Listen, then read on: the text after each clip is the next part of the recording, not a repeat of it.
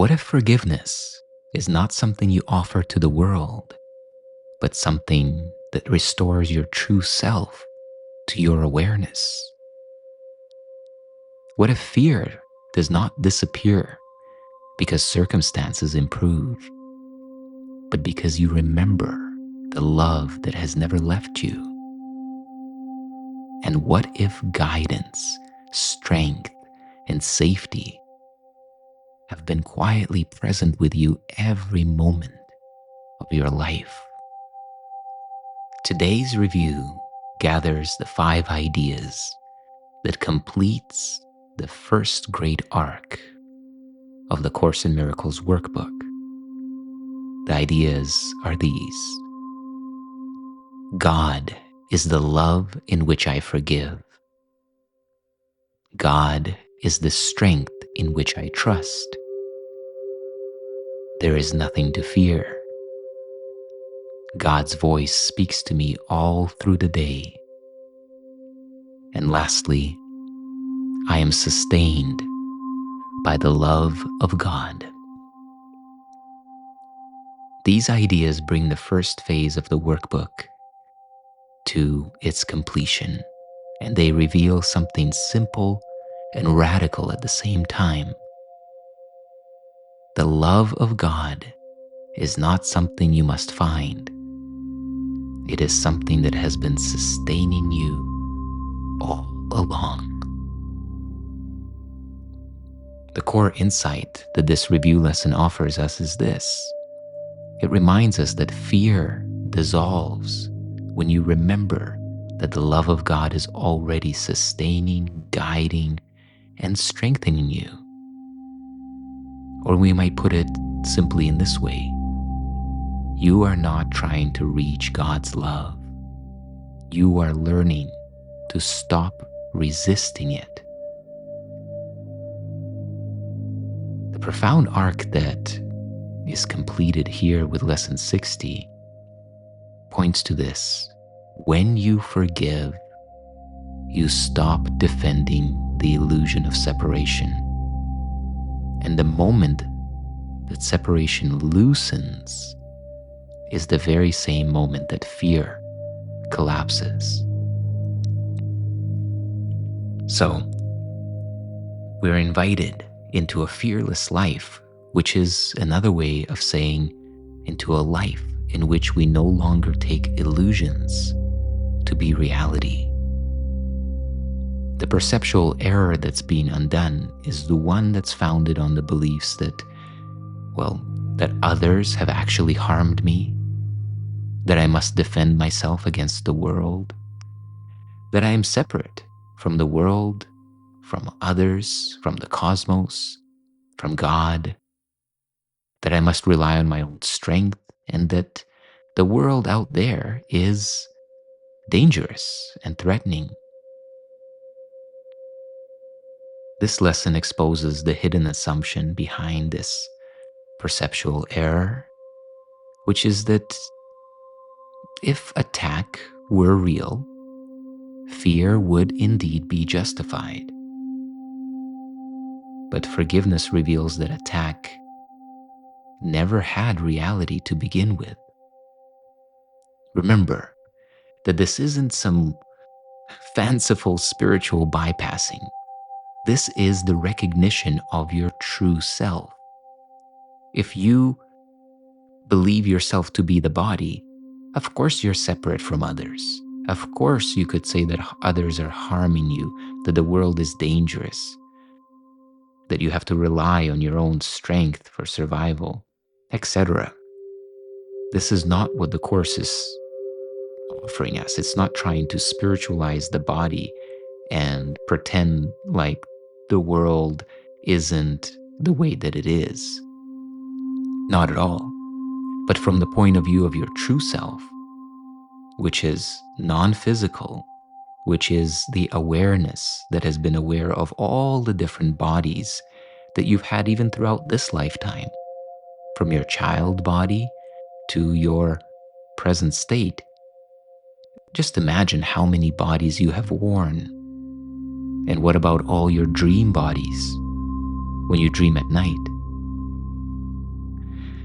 Let's go deeper here and let's use the 5 ideas of this review as a sequence to step by step bring ourselves into the awareness that the love of God has always been here, and that at its core, fear has always been the sign of illusion. Step 1. God is the love in which I forgive. So we know that forgiveness is often misunderstood. It is not about overlooking wrongdoing, and it's certainly not moral generosity as the ego dream matrix would have us think. Forgiveness is perceptual correction.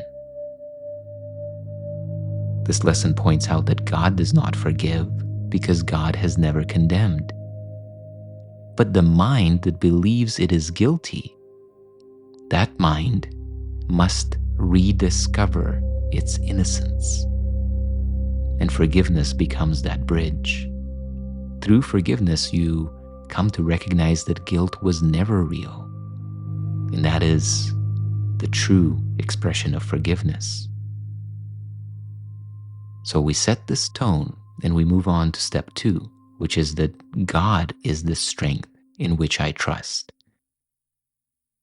Forgiveness cannot come from our personal willpower. When you try to will yourself to forgive something, that is the very core of gaslighting yourself. The ego cannot forgive because it survives through judgment. This is the same as saying that your dream character cannot forgive. From the point of your dream character, this is the same thing as when you see characters playing out their roles in their movies, right? Now, to the character, what is happening is absolutely true and real. But do you think that the actor who plays that character is carrying any grievances from what happens in the movie? Forgiveness becomes natural when strength, that power to forgive, comes from a deeper source, not from the character. So you're not forgiving through effort. You are allowing God's strength in you to restore clarity. And that's just a beautiful way of saying that you allow the truth to be the truth. You recognize yourself as the actor and not the character, if we continue with our movie analogy.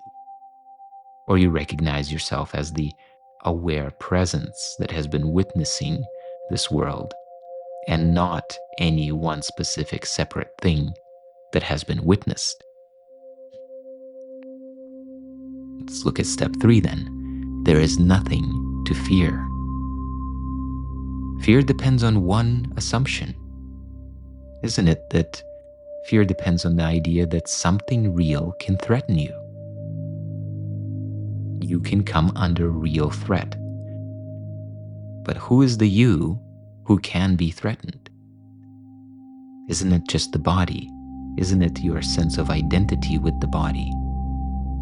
But who's the one identifying?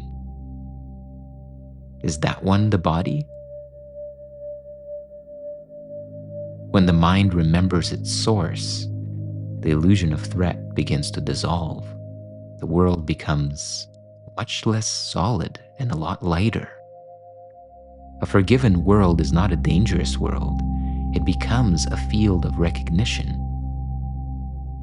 Every person and every situation becomes a reflection of that shared innocence. Step 4. God's voice speaks to me all through the day. Here we recognize that guidance is not occasional, it is constant and uninterrupted. You can always relax back out of your ego-based story. The mind that listens to the noise of fear, which is that narrative in the mind, cannot hear the quiet voice beneath it. But this lesson reminds us that the voice of truth is always present, always directing, guiding, and correcting perception moment by moment. In the Course, it is referred to as the Holy Spirit, which is further defined as the lucid and awake part of your own mind. So it is simply that, let's come to a movie analogy again. Let's say you're watching a movie and you're feeling quite scared about what's happening, and then you suddenly look around and realize, oh, but I'm watching a movie. The meaning making that I was applying to it that would cause my own body to respond with fear or stress was a mistake. And in that recognition, the mistake is corrected. That recognition, that lucidity that makes recognition possible, is constant. It does not leave you. It does not shout, "Hey, you're watching a movie." It doesn't do that. It is the quiet, still voice that the scriptures have been talking about. But it is nothing fanciful or mysterious or, how can I say, fireworks evoking. It is what is already and always present. And the truth is that you are not wandering this dream world alone. That lucidity and wakefulness, the truth, in other words, is already here. And step 5, I am sustained by the love of God. So here's the big turnaround. The ego says that survival depends on control, on resources, on status, on protection. But we've come to learn that all of these are substitutes, and very faulty substitutes. They are attempts to replace the one thing that truly sustains life, which is the love of the infinite Creator, the presence of God that pervades all creation. When you remember this, not as an intellectual concept or check mark, but as a lived recognition and noticing, something shifts. Life stops feeling like survival. It becomes instead something like a participation in something eternal, something grand and beautiful. So if we put it all together, all 5 ideas, it might come together like this.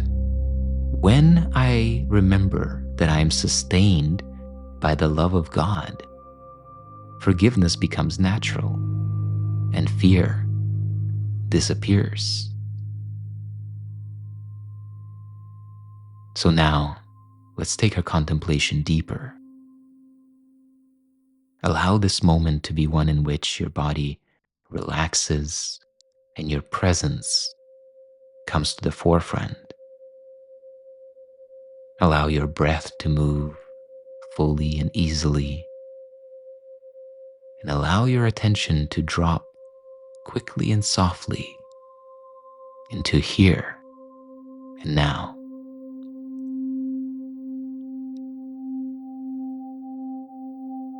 And as you rest in this heightened presence, think of something that feels difficult in your life right now. It could be a relationship or a decision. It could be a sense of uncertainty about the future. Allow the situation to come to mind. And notice what the mind immediately does. When you think about this situation, do you notice how it tries to control, to predict, to defend?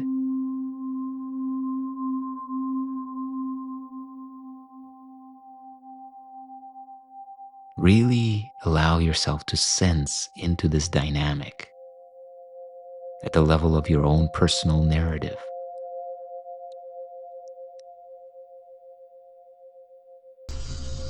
And in contrast to what the narrative is telling you, quietly behold the ideas, we just covered here, which is that God is the love in which I forgive, the strength in which I trust. There is nothing to fear. God's voice speaks to me all through the day, and ultimately I am sustained by the love of the Creator. Allow yourself to gently, for these next few moments, go back and forth, beholding both the narrative and the truth that you are not dependent on the world for your survival. And simply notice, does the problem still feel the same when you remember that you are not carrying life alone? Take these next few moments to contemplate now.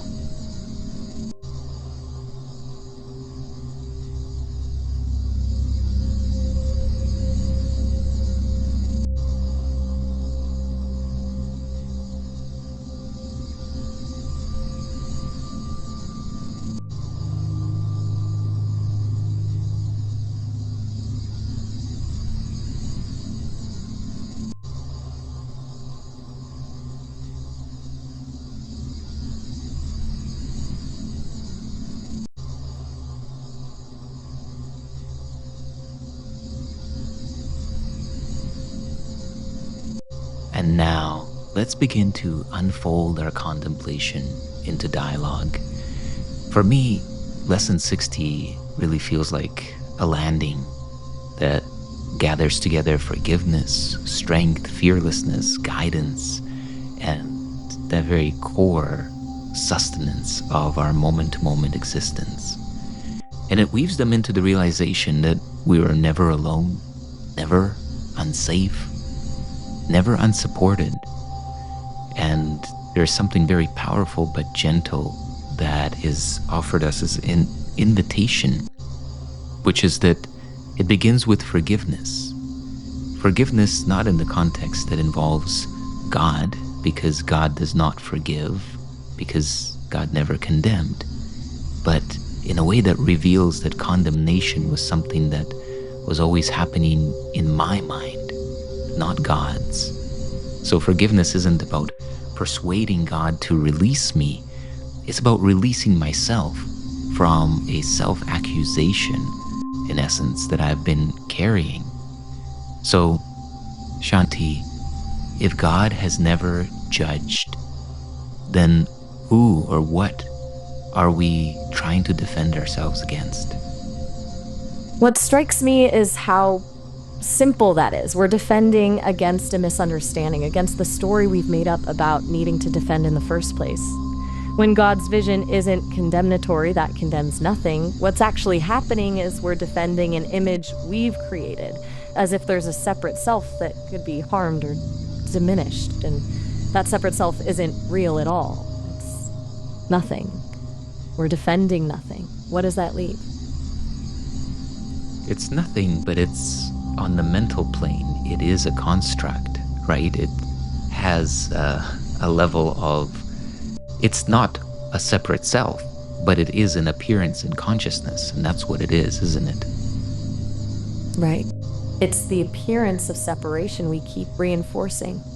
Like we keep telling the story instead of just being aware that there's no actual thing there to defend. So we're actually defending the habit of defending the feeling of being attacked instead of the actual attack.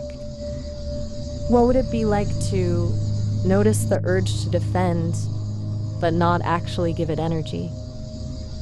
Yeah, this is, I think, in the simplest terms, what the Course is bringing us to, is to witness what appeared like attack and realize that all I'm really experiencing is a narrative in my mind, and not a narrative that I have to engage with, not a narrative that defines anything except that it reveals some past momentum. Exactly. The urge to fight back, to push away, it's like It's like the impulse to catch something falling. You can see it happening without getting involved in the falling. The Course is showing us we don't have to catch it. The falling is just happening, and it has nothing to do with our actual state. How often do you notice that impulse to grab, and then realize there's nothing actually to grab onto? This is so profound. Like that example of the reflex to catch something that's falling. Yeah, that is really a beautiful way to capture the way that we reflexively just jump into defending a separate self. And again, just to make this really lucid, we're defending the self against, well, perceived judgment from others, the way that we're narrating the circumstance that seems to now conspire against us.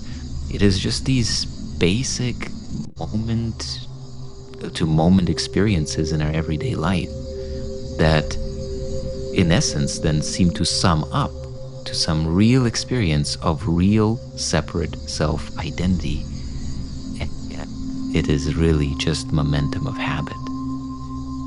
It's amazing how much of our suffering feels monumental until you recognize how tiny the initial trigger actually is. Someone's face falls slightly during our presentation, a colleague doesn't invite us to lunch, and suddenly we're scripting a story about our worth. The interesting thing is, when you zoom out, those triggers aren't about us at all. They're just someone else's story playing out, and we make it personal. If those moments actually have nothing to do with us, what story are we really defending then? Yeah, that's the crux of it, right? When we say my story, my identity, my sense of whatever it may be, being respected, disrespected, loved, not loved, worthy, unworthy.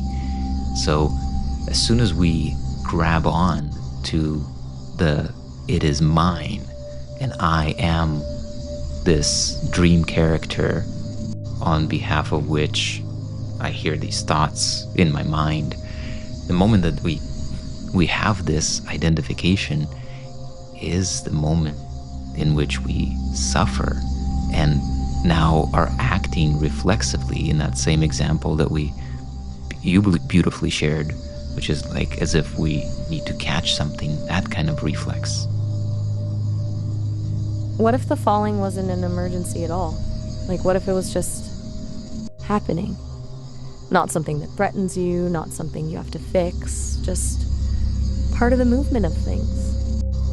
And maybe in recognizing that, it stops feeling personal.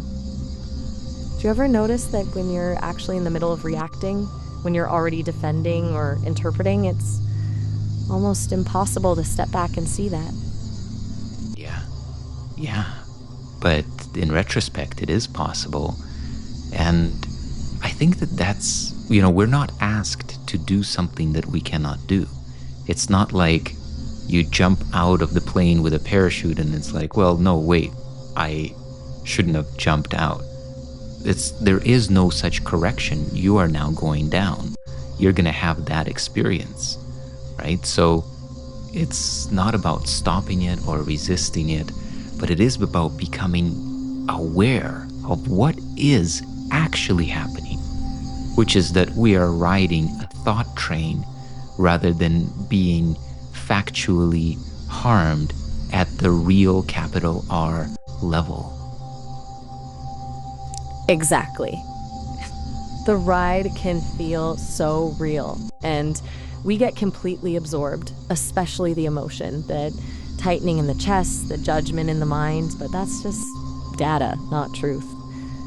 How often do you find yourself hours later thinking, wow, I spent all that energy worrying about something that never actually happened in reality? Yeah, this is a beautiful realization.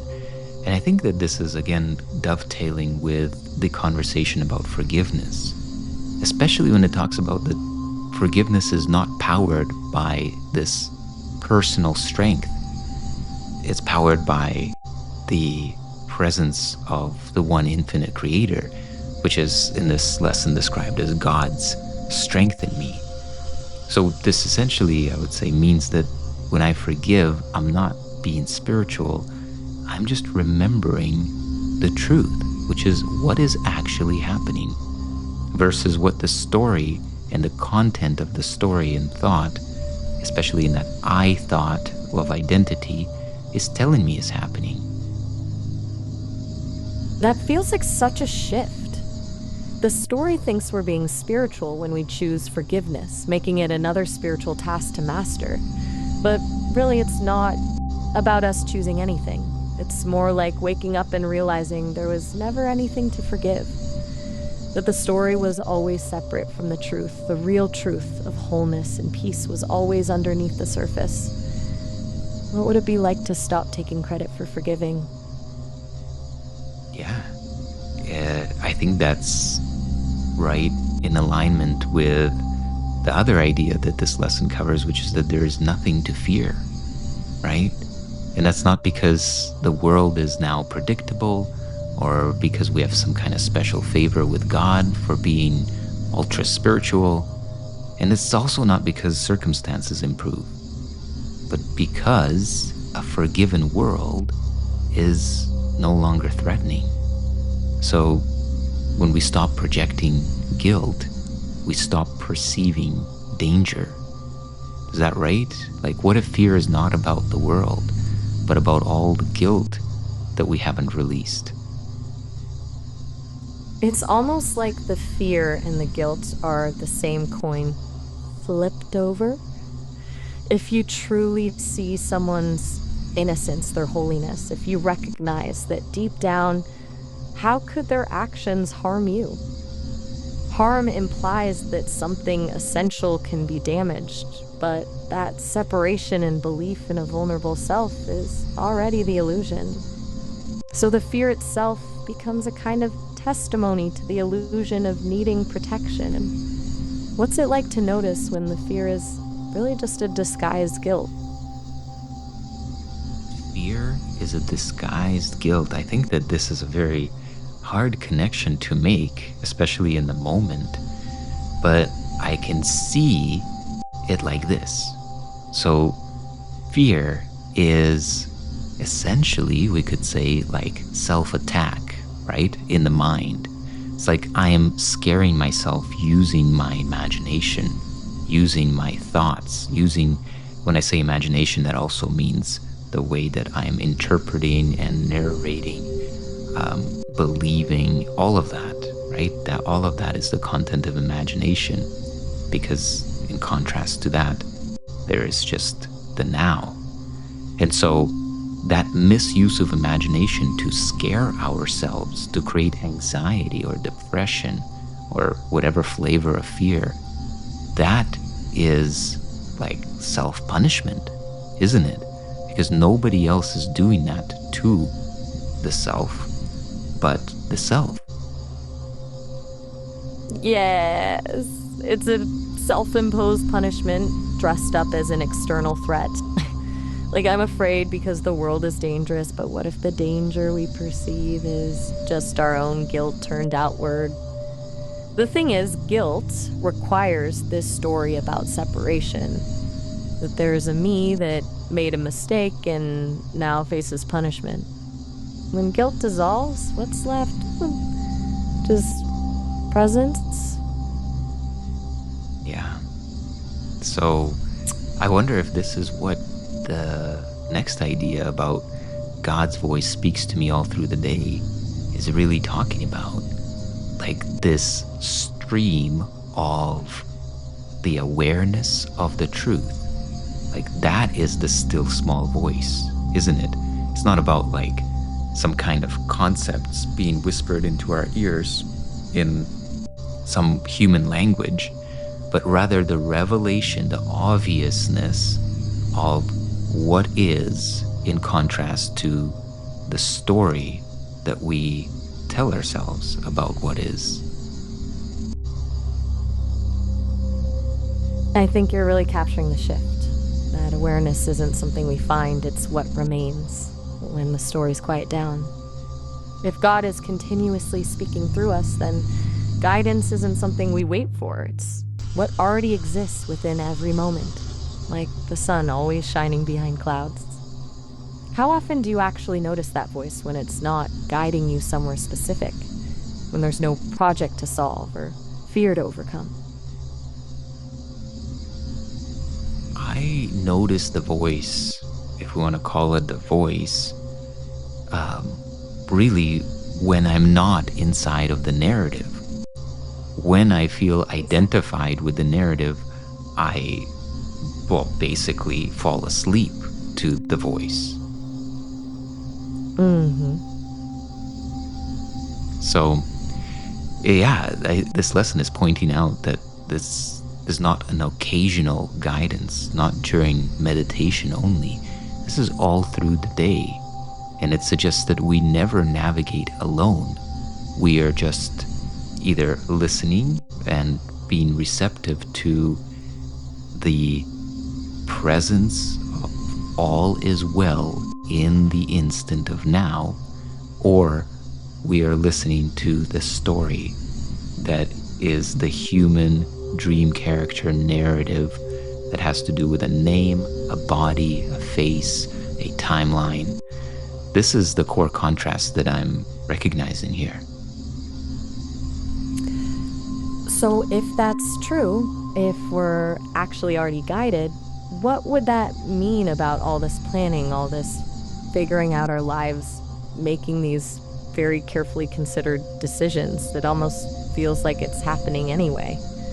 Like maybe we're just experiencing the unfolding rather than creating it. Yeah, so planning that feels effortful and that feels fearful is very much just the dream character unfolding the dream of fear. But if you look at it in a different way, you can recognize that there are, just like what you said earlier, like the falling is happening, the reflex to catch what's falling is happening. And so the planning is happening. You might have a sense about what you want to do in the future. It doesn't mean that we all become these, like ultra intuitive kind of new age, I make no plans, I make no, commitments, I'm just this free spirit. Like that's just another embodiment of yet another archetype of the egoic structure. It's another identity structure. But at its core, it's not about this identity or that identity. It's about recognizing that none of these human identities have anything to do with the true self. It's interesting how the Course continually returns to this central paradox. Planning doesn't have to feel heavy.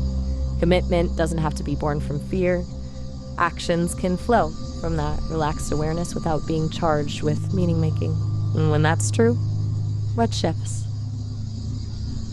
When that's true, we might be able to finally recognize that I am sustained by the love of God.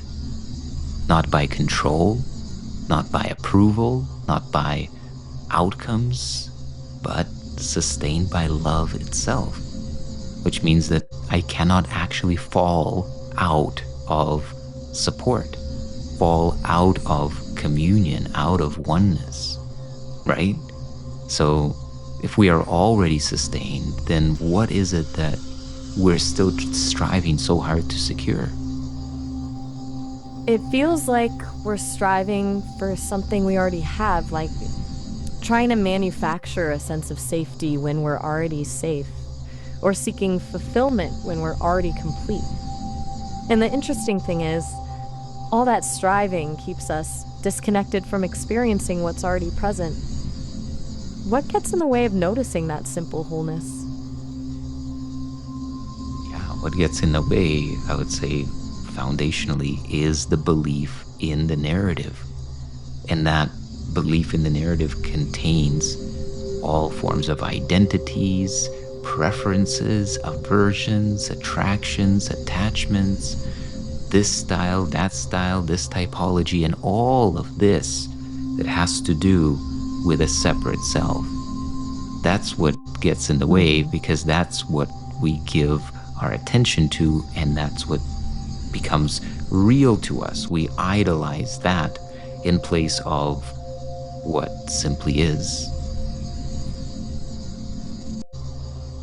And when we're lost in that narrative, the search for freedom ends up looking like yet another project, another goal to achieve. And the lessons pointing to a freedom that's not attainable because it's already true right now. What would shift if that recognition became more natural, more consistent? Yeah, it's not attainable because it's already true. So in this lesson, it's pointing this out to us through basically revealing how forgiveness removes guilt, which is a way of perceiving life and the other and the self. How strength, true strength, the strength of God, replaces self-reliance, which is the reliance on an illusory, false sense of self. And how when these take place, then fear dissolves, then guidance becomes obvious, and the final revelation that we are fully sustained is the foundation, so to speak, for our surrender of the egoic thought system in replacement of it with the thought system that the Course calls the thought system of the Holy Spirit. So lesson's really offering us the choice, isn't it? To keep living in a state where we actively seek wholeness, or to recognize that wholeness is just always here. It's like we've been looking for the light switch when we've always been standing in the light. So if we're forgiven, if we're guided, if we're protected, if we're sustained, then what is the story of struggle that we still continue to rehearse? That's the golden thread. It's remarkable how much energy we put into preserving a narrative that the lesson itself just dissolved. Like, we have to keep rehearsing the grievance, the fear, the specialness, even when the lesson says, this all happened in your mind. You can choose to see differently. What's so compelling about keeping the old story alive, even when we know there's another way? Yeah, I mean, I would really love to hear from you on that question, especially here as we come to the close of this series and these first 60 lessons. I'd love to hear from you if you zoom out and really help us to see the depth of this golden thread that runs through these lessons. From where I'm sitting, the strongest thread seems to be the belief that we need protection from reality, that we need a self to keep safe. It's like we're telling ourselves that without those layers, that careful self we've crafted, we'd simply disintegrate. And then there's this almost habit of using the world as a mirror. We look for evidence of our goodness or our worthiness in external approval, success, outcomes. Like, those things can validate a shaky self. But the lessons keep pointing back to this freedom, that it doesn't matter what happens out there, our true self can never be touched. So, maybe we keep the struggle alive because it feels safer than not having something to struggle with. Maybe we're addicted to the stories because they give us something to fight against, instead of sitting with that terrifying lightness of there's really nothing to protect here. Yeah, it's a beautiful way to put it all together. Thank you. I would say that at its core, these 60 lessons and this last one completing the arc are about restoring trust in love itself, in what we might also call the greater self, the infinite creator that we are inseparable from. The world no longer appears hostile when the mind remembers its source, because then it's revealed that you are inseparable from what you called the world, and what once felt like survival becomes something entirely different, becomes participation in love.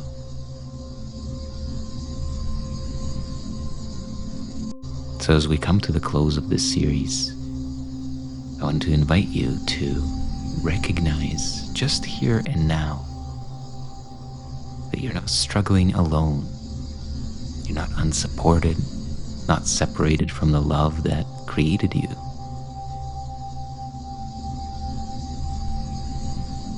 You remain as you were from the first.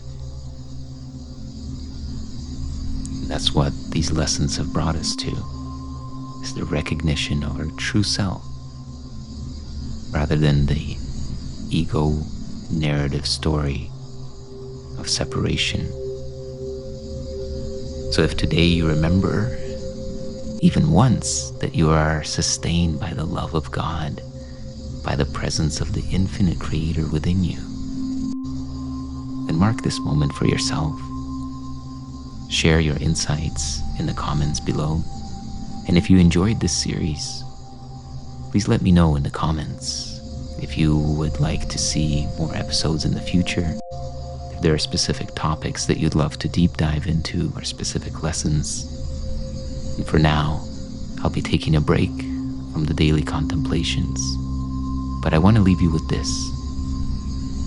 These first 60 lessons are the foundation of undoing the perception and the belief in fear. If fear continues to appear real to you, rather than as a phantom of the dream world, then I deeply encourage you to restart the first 60 lessons. On this channel, you're going to find the resources available to you for free. You can tap into both the contemplation series that you're listening to now, as well as the guided meditations of the lessons, and continue to cycle through them until your conviction and your clarity is unshakable. In the near future, I'll be taking a small group of you who are interested on a deep dive journey of dismantling the foundation of the ego consciousness, using these first 60 lessons of the course as the core vehicle of transforming and renewing mind. Stay tuned for that announcement. And now, let us go into the silence.